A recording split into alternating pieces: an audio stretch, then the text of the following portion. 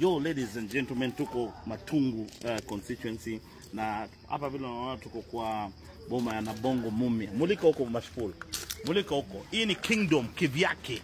Kingdom kivyake. Na tumefika hapa na leo hii nataka ni unajua Mashpul nimekuwa nikikwambia ya kwamba baba wewe unamuelewa. Baba alisema ya kwamba yeye ni ndugu yetu Waluya. Napata point? Napata point. Unajua usikiangi? Lakini unajua baba eleweki. Siasema ni Msudanese. Mimi sasa leo nataka kuhakikishia kwamba baba ni Mlunje. Tuona mimi kama. Naona imefunguliwa. Nani amefungua hapo? Nani alilaunch? Njoo kuonesha. Ati. Unajua tunataka kuonesha wanangu wa vipi ndaka. Unajua watu wanasema ukasipuna anapigaga mtoto, usijiba kuja hapa tukuonesha hapa bwana ndugu yangu. Hapa hapa inaitwa Mwanga 3.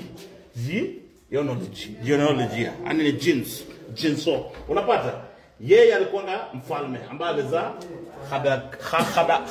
Habikala, Morono, Mutende, Wanga, Wamui, Wehoba, Mugoya, alafu kuna Sakwa.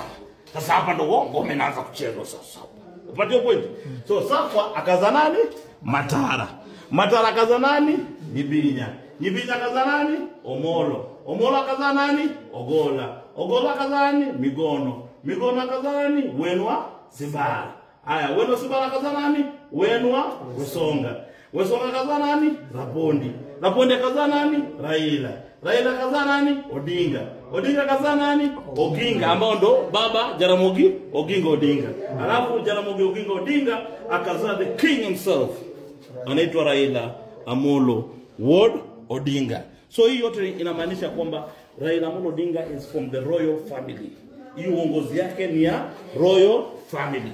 Na yeye ni kutoka hapa kwa